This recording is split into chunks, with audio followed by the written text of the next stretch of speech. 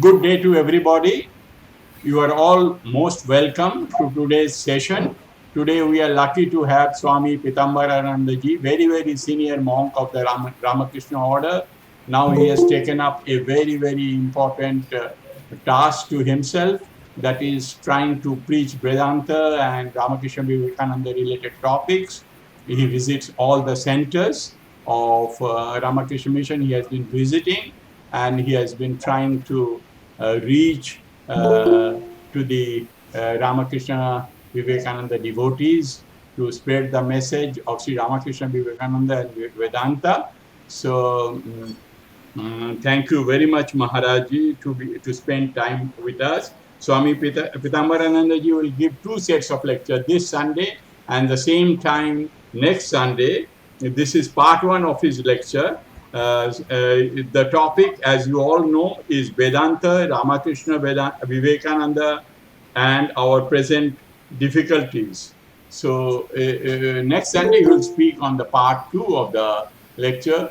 For the sake of information of Maharajji and for all of you, we started this lecture series in the wake of the difficulties created by pandemic and to give mental sustenance and to provide mental peace and happiness so that people can face the difficulties of life with confidence. So this is how we started. This is the 26th session. So we are very lucky to have Maharaji with us today. And though many of you know Maharaji personally, but for others, I would like to briefly introduce Maharaji. Maharaji was born in 1937 in Gwalior, that time central provinces, now part of Madhya Pradesh in India. After doing his master's in mathematics in 1959, he joined the Ramakrishna order at Nagpur at the age of 22. During 1959 to 1968, he was at Nagpur Ashram, and 1968 to 1970 he was at Belur Math. There he received the training in spiritual life, scriptures, and various service activities. During 1970 to 78, he handled responsible positions in Nagpur Math. For example, one of the editors of Marathi monthly journal, Jivan Vikas. He was also in charge of public library and reading room. He was also warden of Vivekananda Vidyarthi Bhavan, a student's home for college students. During 1978-79, he spent 1 year in solitude in Ramakrishna Math Kutir, Rishikesh, Uttar Pradesh, India. During 1979-82, he discoursed on Vedanta and allied spiritual topics while staying in Ramakrishna Math, Mumbai. During 1982 to 1992, he served as warden and assistant secretary at Ramakrishna Mission's Students' Home, Chennai, while also delivering public discourses on Vedanta, etc., at Ramakrishna Math, Chennai. During 1992 to 2002, he was head of the Ramakrishna Mission Ashrama, Chandigarh, and also was responsible for preaching work throughout Punjab, Haryana, and Himachal Pradesh. During 2002 to 2012, he was doing intense spiritual practices, mainly at Ramakrishna Kutir, Rishikesh, Uttarakhand, India, from July 2012 onwards, on earnest invitations from Ramakrishna Mission centers and associated institutions in various parts of India. He is moving from one center to another and discoursing on Vedanta, Ramakrishna, Sarada Devi, Vivekananda, and matters of paramount importance in human life, etc., to monastics of the Ramakrishna order, associated sadhakas, devotees, students, teachers, and general public. After moving thus to Arunachal Pradesh, Assam, Bihar, Chandigarh, Goa, Haryana, Jharkhand, Karnataka, Maharashtra, Meghalaya, Punjab, Tamil Nadu, Uttar Pradesh, and West Bengal, the Swami is once again back in West Bengal. Since June 2020, another dimension has been added in his work, that is of online classes in Bengali, English, and Hindi, which have become very popular. I would also like to share with you that we have birthday celebration, Tithi Puja of Subodhananda Maharaj on Tuesday, that is 16th of November, and Vijnanananda Ji Maharaj, who was the president of Ramakrishna Order, on 18th of November at 7 p.m. Philippines time and 4:30 p.m. India time. So please try to join. With these words, I would request our Vice President, Ms. Rosanna, to kindly speak a few words. And after this, Ed Casada can speak a few words. Ms. Rosanna. Good afternoon, everyone. Good afternoon to all who are with joining us in Google Meet, and for those who are attending FB live stream.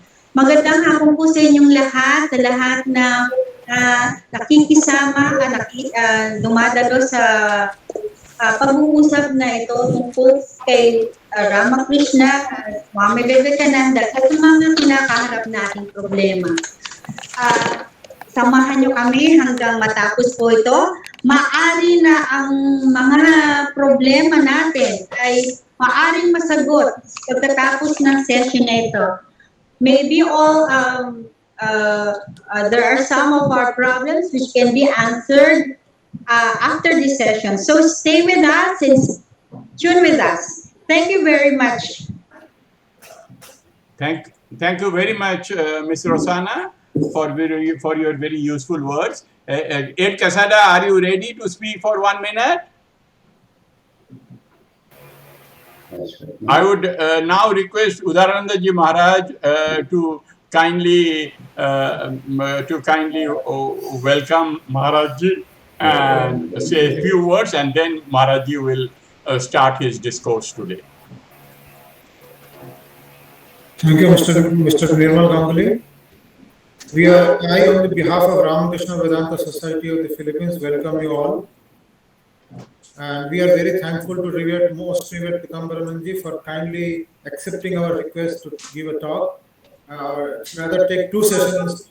We are very, very happy and grateful. So today, because Maharaj is already waiting for quite some time, I would request Maharaj to please take over. And I think it is better Maharaj talk and less I talk less. So, Revered Maharaj, the mic is yours. Please, Maharaj. Pranam, Maharaj. Pranam.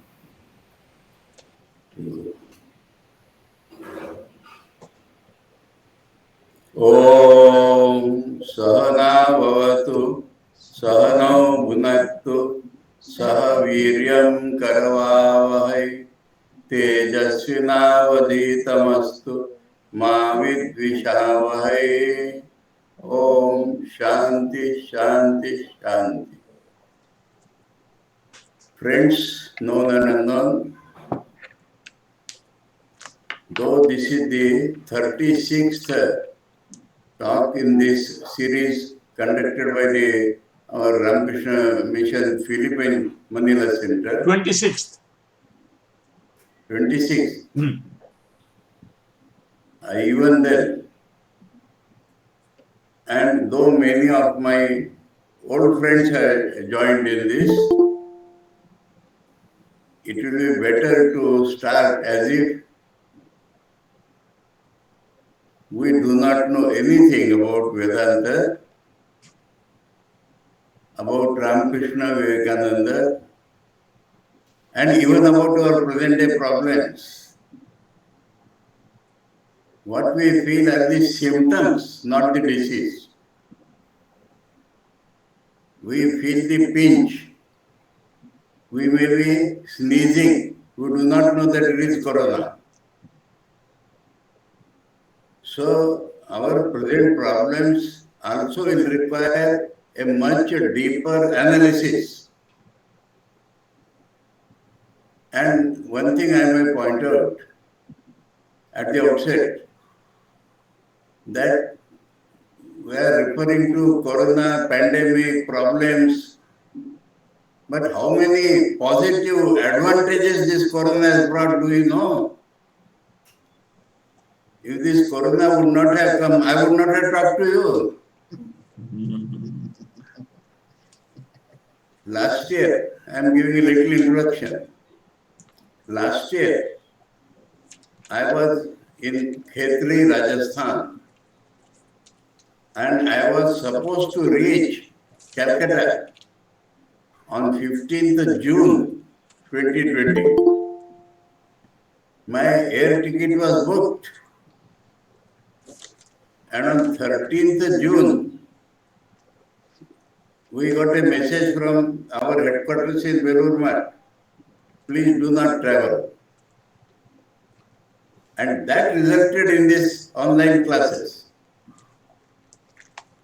The Vivekananda University people in Calcutta who had invited me, they thought that let us have online classes. And from 22nd June 2020, these online classes were started. And I came to know from that. You have any idea of the audience? Notice went to all the Ramakrishna Mission centers. And our New York center, Swami Sarvapriyananji, he was first to announce it to his devotee circle, the audience circle there.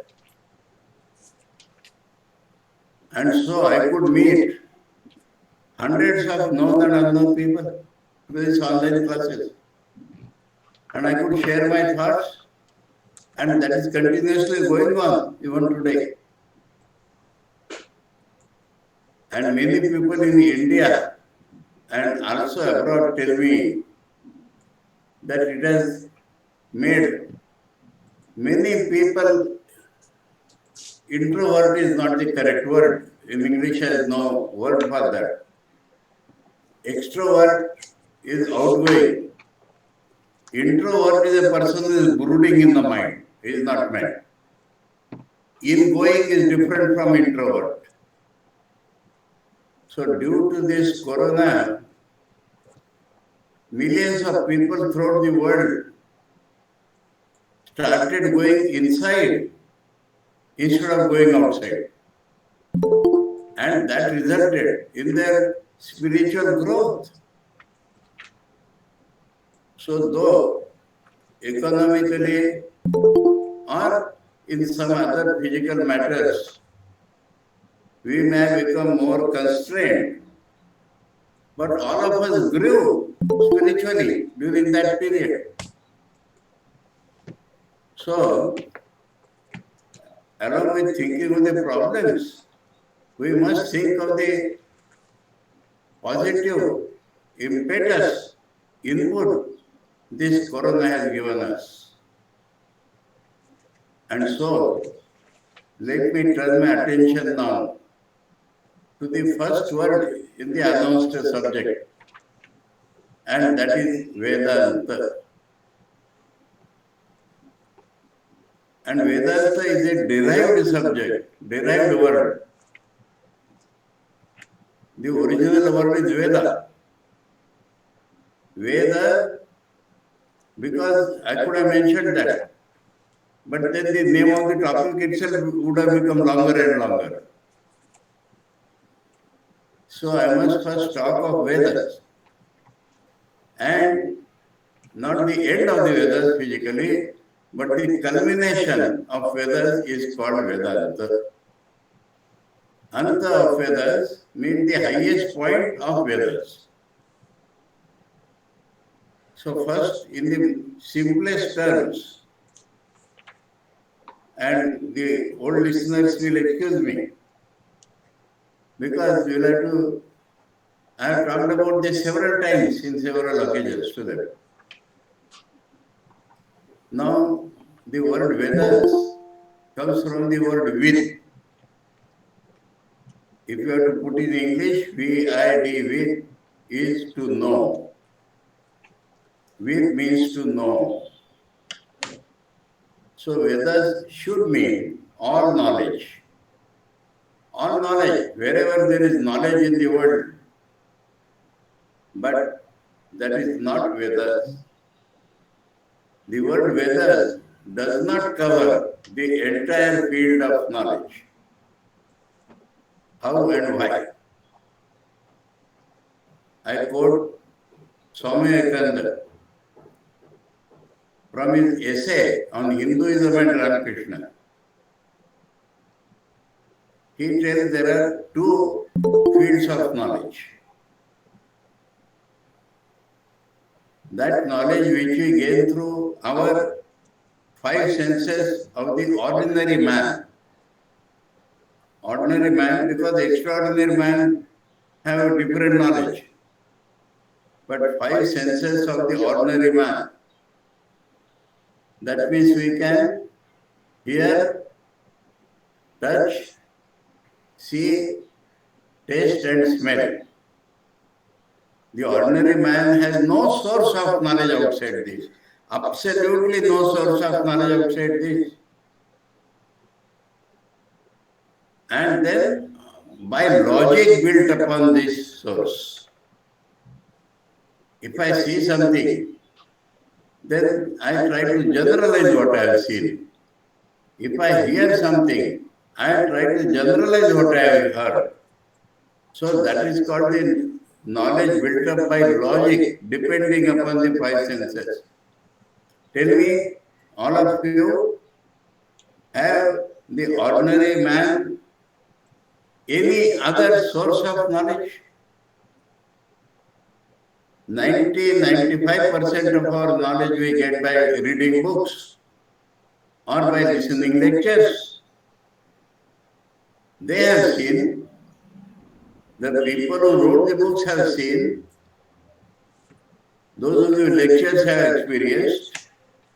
So again it boils to knowledge of the five senses, ordinary man. So all our knowledge, direct or indirect, based upon the five senses of ordinary man. But then there is a much higher knowledge, much higher field of knowledge, much vaster and more true knowledge, which according to Swami Vivekananda's words in Bengali, Yogaja Sukshma Shakti Grahya. Yogaja Sukshma Shakti Grahya. That means, what is yoga? As soon as I utter the word yoga, these physical exercises come into the mind, which is not the meaning of the word yoga, please. The only definition of yoga is a method of realizing the supersensuous truths. Methods of realizing our own real nature. Methods of realizing God. Methods of realizing what is known as Brahman. Methods of realizing if there is anything after this life is over. The method for that is called yoga. In Sanskrit, yoga tat prapti upaya. There is a lot of theory, but how to experience that theory, for that there is a prescribed method.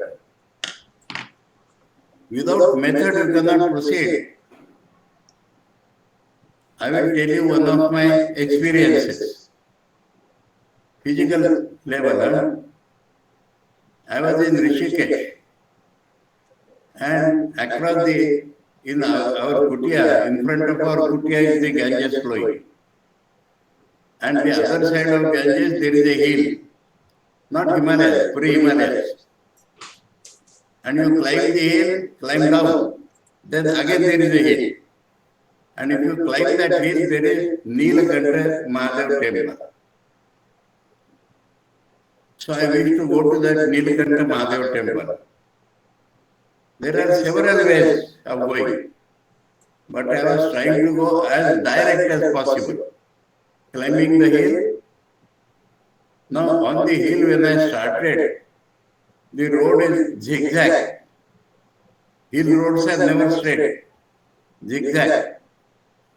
So after crossing a few feet, I thought, why this zigzag? Why should I not go straight? And I took about 15 steps straight and lost my way, lost the sense of direction. Everywhere the same trees everywhere. Which is east, south, north, I did not know. And where to go, I did not know.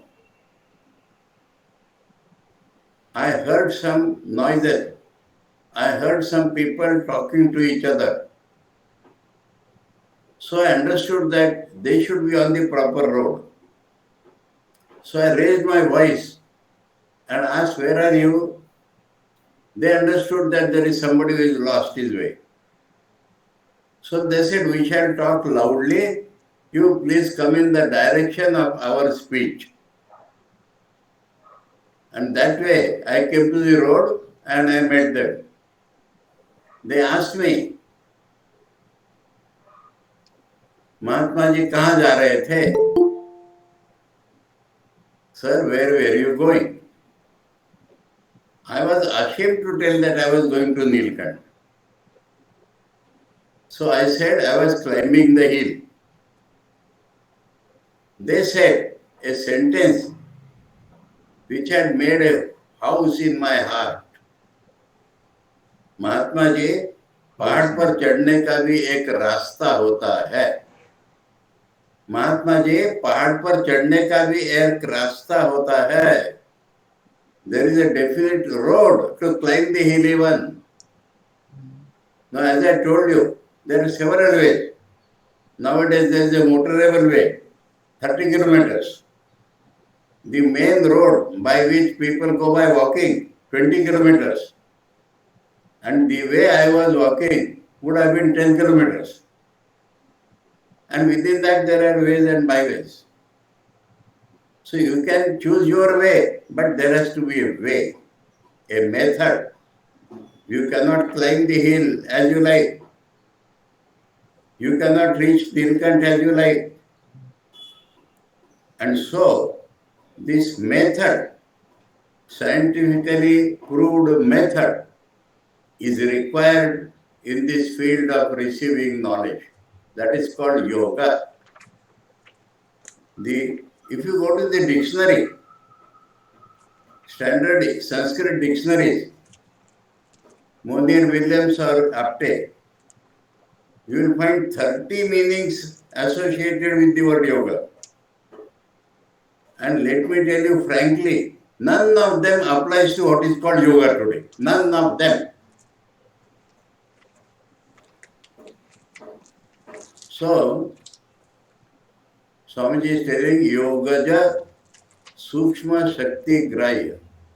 That means if you follow any method for realizing the higher spiritual truths, that will give birth to. Yogaja means that which is born of. A subtle power in you. What is subtle? That which we do not experience by our senses is subtle. And that field is vast, infinitely vaster than our field of knowledge by five senses. Infinitely vaster. So that Sukshma Shakti will be born in any person who follows a method for realizing the higher truths. And that knowledge is called Veda. Swamiji says the knowledge gained by the first method, knowledge gained by the five senses of ordinary man, I hope I am talking the most simplest language. Please forget any technicalities if you have in your mind and come straight to human experience. Knowledge gained by the five senses and by reasoning based upon that is called physical science. Definition. And knowledge gained by Yogaja Sukshma Shakti is called Vedas. So Vedas is not the knowledge of this world as we know it. That knowledge Vedas do not hold as knowledge at all. The Vedas will tell us you read science if you want to have that knowledge. You use your own five senses. You can use your own reason, or as taught in the books here and there. You have that knowledge. For that Vedas are not required. So now we come to this knowledge, not available to the five senses of man, and that is what we call subtle knowledge. Now this subtle knowledge, I would divide into three types. Three types of subtle knowledge. First is knowledge of the consciousness associated with matter. Five senses have no go to deal with consciousness. Consciousness is not something which I can feel, I can touch or feel or see or hear. It is immaterial. Immaterial in the ordinary language means useless. Immaterial means not matter. By five senses, I can know matter, I can know energy, but not consciousness. Now, first of all, you have to understand consciousness. Am I the body which is changing every moment? Am I the mind which is changing every moment? What is I? I is the name of a consciousness somehow associated with this body-mind complex. Somehow associated with this body-mind complex, there is a consciousness that is called I or you or he, she, it. But Vedas tell us, or the first type of subtler knowledge is that knowledge of what is called gods. In Christianity, it is called angels. When you take up any book on, say, Hinduism, Indra Devata, Agni Devata, Vayu Devata, let us add laptop Devata, online class Devata. So a consciousness is associated with the matter. But that is different from the type of I consciousness. Am I simple?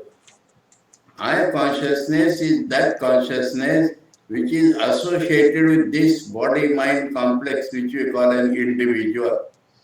Vyashti in Sanskrit. But Agni Devata, there is fire in my kitchen, there is fire in your kitchen, there is fire in everybody's stomach to digest the food. There is fire in the forest. There is fire in the ocean. And all these fires are one. All these fires have a consciousness, common consciousness associated with all the fires of the universe. That is the Agni Devata. And this is not a conjecture. This is not a speculation. This is not a poetry. This is seen by the rishis. One who sees, one who experiences directly, much more directly than we experience this fire, is called a rishi. Rishi is darshana. One who sees things which we do not see is called a rishi. And they came across devatas everywhere. There is nothing which is not a devata. If we construct a house, there is a Vastu Devata. If you go to the forest, Each tree has a devata. The whole forest has a devata. Mind you, this is the primary knowledge given in the Vedas. And if we meet these devatas, what happens? What is common between me and devata? I am also consciousness, they are also consciousness. What is uncommon? I am consciousness individualized, they are consciousness cosmic or universal. Universal consciousness of a particular type. That means Agni Devata will not give us rain. There is another rain Devata, Jala Devata, Varuna Devata, Indra Devata. This was actually seen. I am using the word was. This is actually seen by many rishis today. Times might have changed. Corona might have come. But these rishis are always there. And everybody, Swami Vivekananda adds and says, unless we gain this power, we are not religion at all. We are not stepped even on the first step of religion, Swamiji says, unless we gain this power. So religion is not some rituals we follow. Religion means spiritual experience. And this spiritual experience or knowledge of the devatas is the first part of Vedas. Let me tell you, Vedas have three parts. Each part is called Sangita. Sangita means like the Bhajan Sangra or the Guru Granth of the Sikhs. If I see these devatas, I respect them. I sing praises in honor of them. Hymns. They are called hymns or suktas. And a collection of these hymns is called Sangita. Sangita is the collection of hymns about devatas actually experienced by man. That is the main and the first portion of Vedas. Now, if the man is selfish, we are born selfish. We are born selfish because the very definition of ours is consciousness associated with this particular body and mind. So essentially we think of this body and mind. For every man, what is common? Ego, selfishness, enjoyment, and then comparison, competition, jealousy. These are common to humanity. But then there is something different. And for a moment, let us call this something different as God or devatas. And so, this selfishness makes us ask, just as children see their parents, and they feel their parents have more power than them. So ask them, please give us money, please give us toffees, please give us food. And the parents do give them. So man praising, praying to the devatas and asking something from them. Now asking something means business, give and take. Nobody will give you something unless you give something. This is how the karma kanda came into existence. That also is subtler knowledge. If you do this puja to this devata, you will get this result. This is not a result of the physical world. This cannot be seen by our senses. This cannot be generalized or by logic used on our senses. But the rishis saw. The second portion of the Vedas is called Brahmana portion. where it tells us which karma will give you which result, which bad karma will give you bad result, which good karma will give you what type of heaven. So this is second type of subtler knowledge included in the Veda, which is called the Brahmana portion. Then there is a third type of subtler knowledge, which many yogis possess, which all Vedantis possess. I will give an example. Sri Ramakrishna used to say, "You are all sitting before me. What do I see? I see the minds of all of you as clear as things kept in a glass case. It is in a case, but glass case. So I see whether there are books or clothes or what is kept in that glass case. Like that, I see the minds of you all. So, mind is not a substance like table or chair. This gross matter, I will refer to a little scientific knowledge. Science tells us there are protons and electrons and neutrons and photons and so many things. Science does not propose even, dream even, that we can see or feel them. What you can see or feel is the effect, gross effect produced by this. Something equivalent to that. That means in every matter, there is something which I can see, there is something which I can hear. What is that which I can see?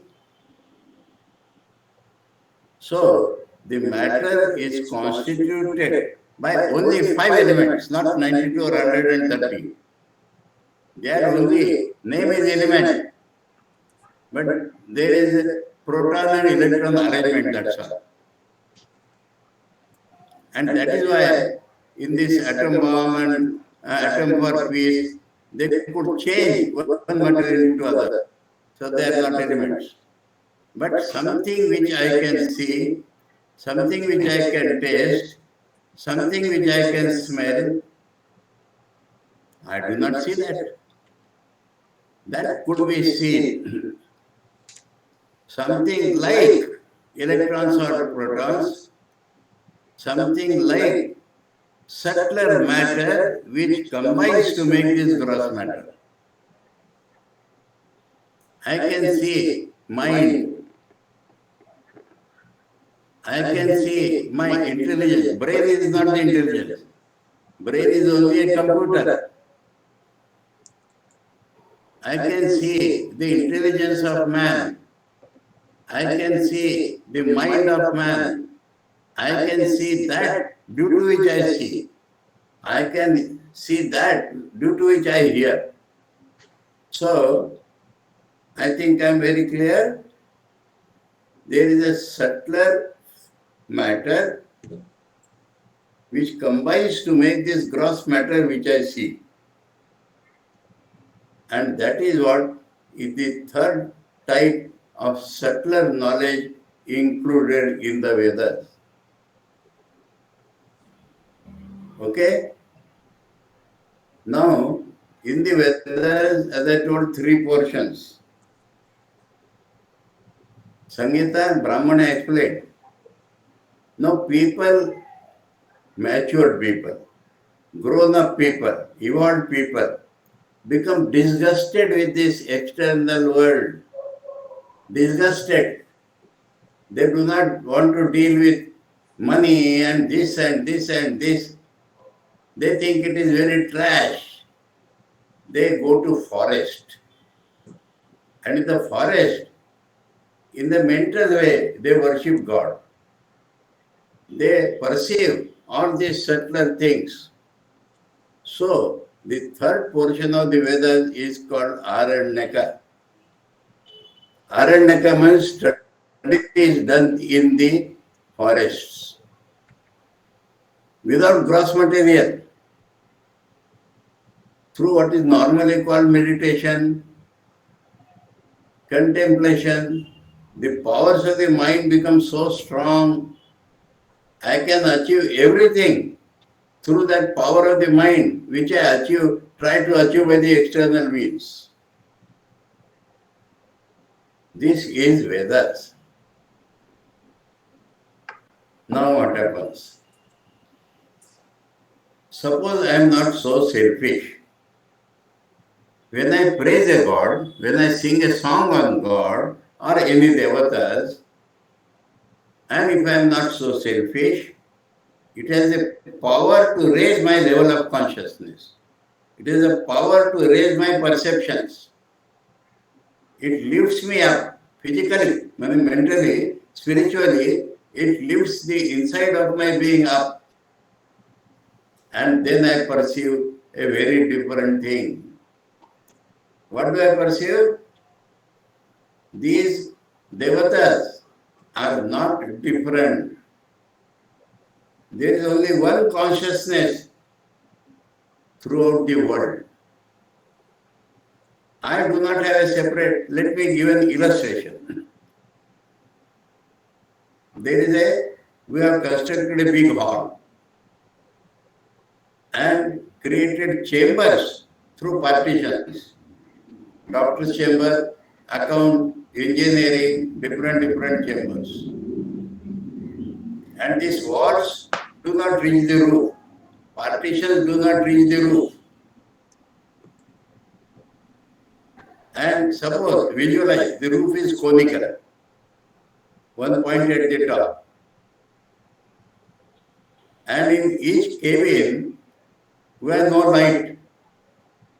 We have made the walls of the cabin from mirrors. Mirrors in the cabins. And one big focus light on the top. Please visualize this view. It will become very easy to understand Vedas and Vedanta. Now, a man sitting in this cabin does not see what is in the other cabin. If there is dust and dirt in this cabin, it does not go to the other cabin. But a person living in the space, within the hall, near the roof, sees everybody, and that focus light gets reflected. And so we see in the cabin. We see things in the cabin because the focus light gets reflected in the mirrors. The focus light gets reflected in all the mirrors. Have you visualized this? These cabins are I consciousness, you consciousness, Aruna consciousness, Mrinalini consciousness, Udarananda consciousness, Pitamaranda consciousness are like the mirrors in the cabin. And what is that? That is called God or Brahman, the focus light, which is at the top of the hall. This becomes a matter of realization. I have given only a figure to make you feel.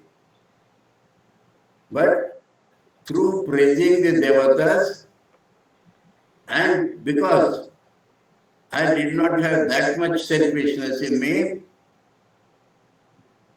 because I have done unselfish work throughout my life, my level of my consciousness become raised, and I understand that what I call my consciousness is just a reflected consciousness. The real consciousness is only one. Understood this? Now, the varieties which I see, hundreds of gods, they are major components, bigger chambers, cosmic, but not all. Agni Devata is not giving me rain.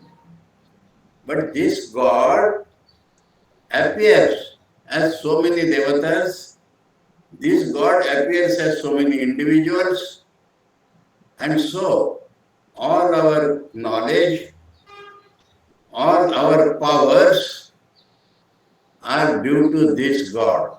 This is Vedanta.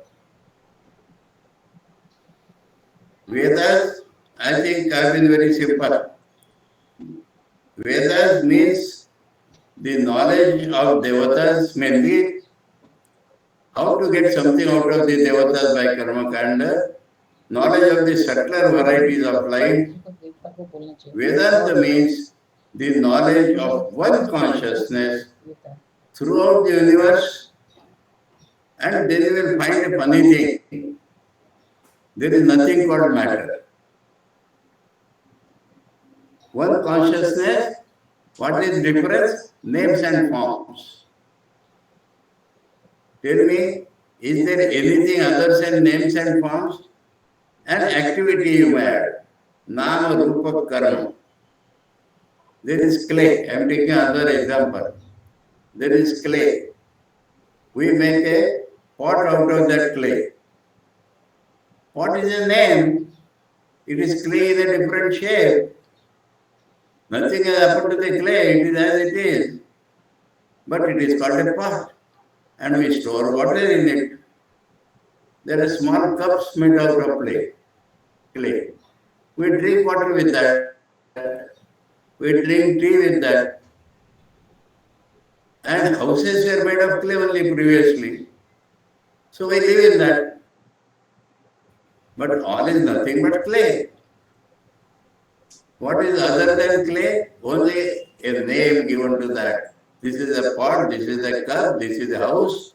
These are names associated with those forms. All is only clay. So, please raise your mind now. Raise your mind.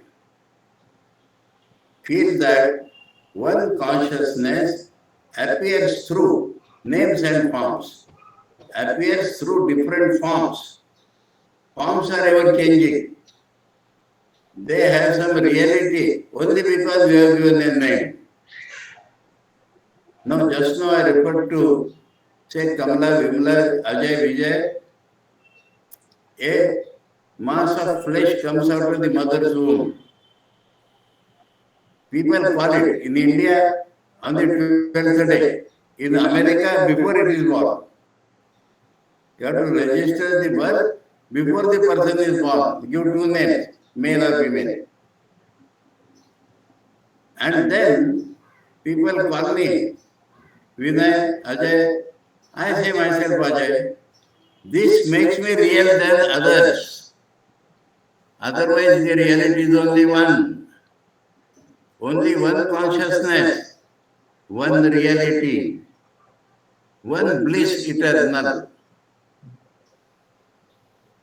This is Vedanta.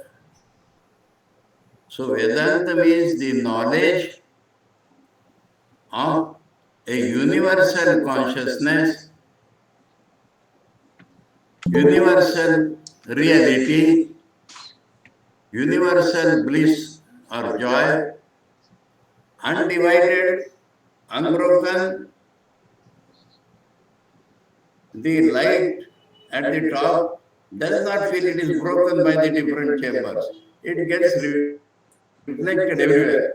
One sun, you keep as many pots of water, sun gets reflected in each pot. Illustrations I am using. So, that sun, that is my real nature. My real nature is that light. This light which I am feeling is a reflection. This light which I am feeling is limited by my body and mind. There is space. Think of another way now. There is space. I introduce a pot in that space. Then I feel there is space in the pot, space outside this pot. Has everything happened to the space? I move the pot from one side to the other. Does the space move? So space is unbroken. It appears broken only because I have introduced a pot. This is Vedanta, please. Vedanta, the rishis see that there is only one consciousness. There is nothing other than that consciousness. Forms are not real because changing. Names are only vacant sounds. You might have heard, though the name is given Ramakrishna Vivekananda. Let us add the third name there. Supremely revered Holy Mother Sarada Devi. Nobody in the world has knowledge which she had. And she told, what is the word? Empty sound. What is the whole world in Sarada Devi's mind? Empty sound. Sound is always empty. But to emphasize that emptiness in Bengali, Phaka Awaj. Phaka Awaj is the word, empty sound. Have you heard just now? Names give the reality to the word, objects of the word. Names are nothing but combination of sounds. And each sound has a meaning, you know that. Ka means water, Ka means sky, Ram means fire. Shri Krishna saw that. Shri Krishna saw. The books tell us, when you sit for puja, sprinkle water around you, yourself, uttering the word Ram. Ram represents fire. When Shri Krishna uttered the word Ram and sprinkled water, he saw fire. He saw that he is surrounded by fire. Nobody can enter that fire. So, each sound has a meaning that will lead us to another subject of what is Om and how Om is the only nearest, not particular, generalized name of God. Anyway, now I think I have come to the limits of the time given to me.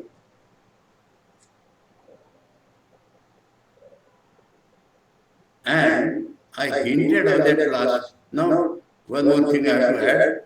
This Vedanta, traditionally, where is this Vedanta? In books, in Upanishads, in Vedas. In every part of the Vedas there is Upanishad. Upanishad and Vedanta are synonymous. So Rigveda is Upanishad, Yajurveda, all the Vedas are Upanishad. That is Vedanta, primarily. People take Vedanta as a school of philosophy. I do not take it like that. Vedanta means culmination of Vedas.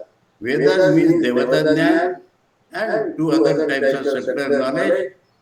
Vedanta means the culmination of this subtler knowledge. When the consciousness is raised at the highest, we actually see one Brahman, inside, outside, unbroken, in all the names and forms. You call trees or or let me give an illustration. Swami Vivekananda says, you are worshipping that saint. I am that saint which you are worshipping. I am the thief whom you are hanging on the gallows. He is not afraid to say that. He is not ashamed to say that. Because thief is a form of consciousness. And I am that consciousness. I am not different from that consciousness. Just think how blessed will be the life of such a person. For him, there is no enemy. For him, there is nobody come to attack him. There was one sage, Pavari Baba. a snake came and bit him. He fell unconscious. And when he regained consciousness, he said, a messenger had come from my beloved. So there is nothing which is enemy, which is opposite. If we can become like that, where is any problem, please tell me? Sri Ramakrishna, when he was suffering physically from cancer, his disciples requested him to do something by which he will continue to live. He said, I requested Mother. Mother means the universal power, his own power. That I cannot swallow anything. Please make my throat in a better position so that I can swallow. That much. And he said, Mother told me, you are eating through infinite mouths. Why you want to eat through only one mouth? And he said, I felt ashamed at that. This is Vedanta. Vedanta is not a theory. Vedanta is supreme experience. And Swami Vivekananda says, such people only are fit to live in the world. Because they are not going to trouble anybody and they are not going to be troubled by anybody. So, this is Vedanta. But what happened to that Vedanta and how Ramakrishna and Vivekananda revivified the original Vedanta, that will be my next topic. On the next Sunday, we shall see what wrong had entered the thinking of the Vedantists. Why it became away from the paper. Why it went to the forest. Why it became disconnected with the people. And we lost the Vedanta. How Sri Ramakrishna and following him Vivekananda brought that Vedanta back to our life, to our everyday life, that is the third topic. Everyday problems, I will say everyday life. How that Vedanta was brought directly to our everyday life. So these 2 points, or 2, 3 points, whatever you like to call, I will attempt in my next lecture. Any questions, please?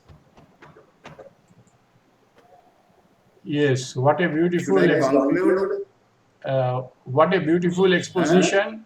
I would now invite questions if you have any questions, and kindly bear it in mind that the Swami will speak in the next lecture, that is how to regain Vedanta in everyday life through Ramakrishna and Vivekananda. So you can ask one by one. Mr. Datta, you have a question? Yes. Please. Pranam Maharaj, you mentioned a very striking line of Swamiji, which I had never heard before. Yogaja Sukshma Shakti Griha. Griha.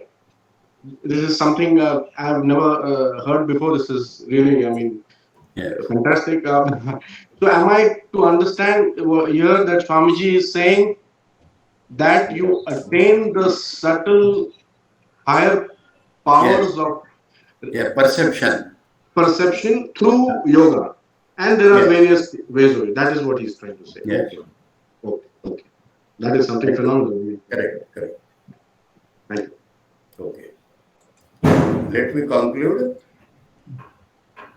Om Sahana Vavatu Sahanau Bhunaktu Saha Viryam Karavavahai Tejasvinavaditamastu Ma Vidvishavahai. Om Shanti Shanti Shanti. Harihi Om Tat Sat. Shri Ramakrishna Arpanamastu. So, You have any other question, you can ask. If you have any other question, you are welcome to ask one by one. Introduce yourself, be brief, so that we can accommodate 3 or 4 or 5 questions. The thing is that the subject is half and subject is absolutely new. So the questions would come on the next Sunday only. Okay.